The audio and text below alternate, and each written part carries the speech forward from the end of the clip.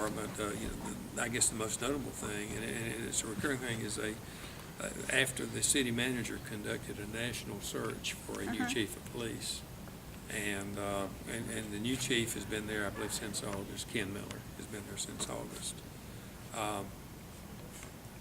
and he is on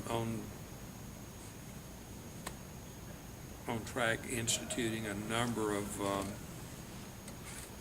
innovations, changes, improvements, working with his staff, with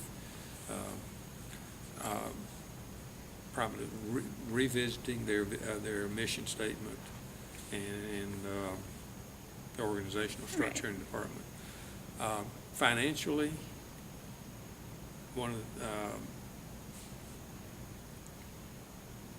of the things that, or the most important thing, I guess I should say, is the formation of an audit committee, Right. which does give a link. The city council gives it a linkage to the financial affairs more directly to the city by having council members serve on the audit committee along with outside experts and members of the finance staff.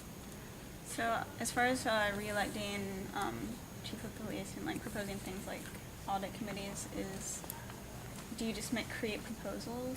Okay. The chief of police is a city employee. Oh, okay. So he is hired. He's hired by the city manager. Okay. And serves at the pleasure of basically serves at the pleasure of the city manager.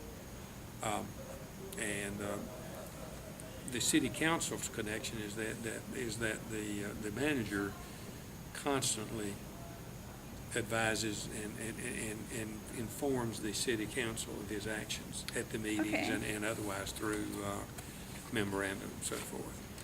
The audit committee, the way that was formed, the city has a number of committees and commissions. Mm-hmm. And this one, the audit committee will report directly to the city council. And the way it was created, I presented a resolution.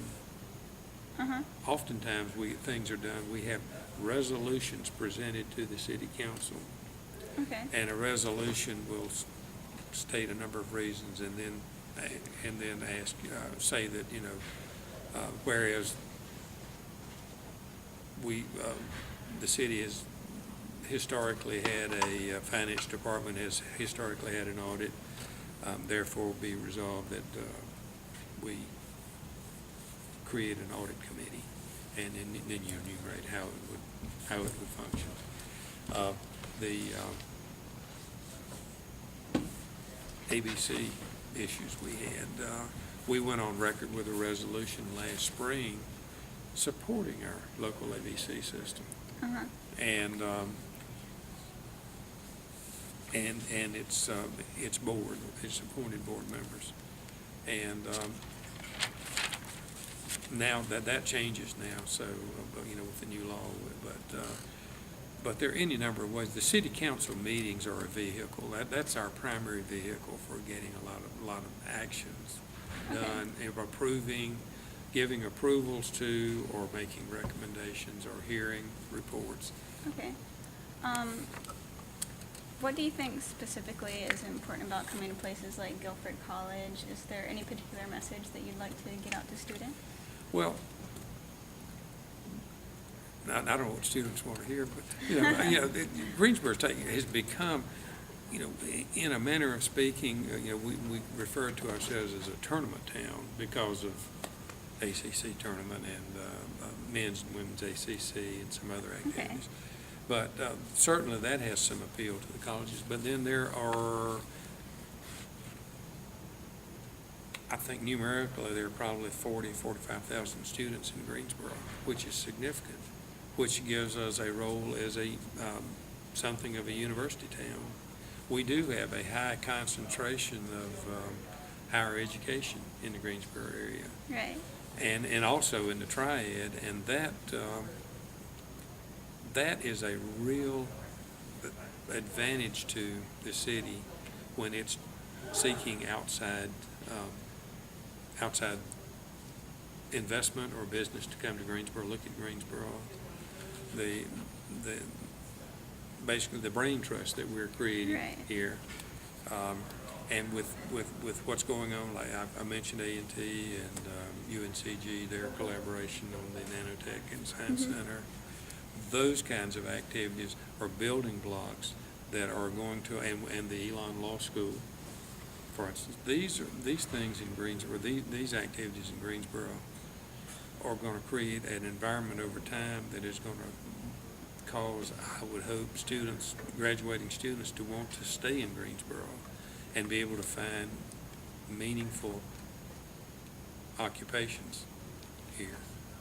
So it's so the colleges and universities and the community college system, I don't want to leave them out, but they are vital to Greensboro.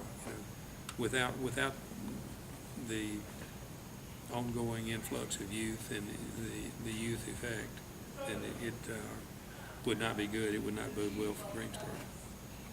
Don't be afraid to get involved. Right. Politically, in the life of the community. I mentioned that Greensboro is a great volunteer city.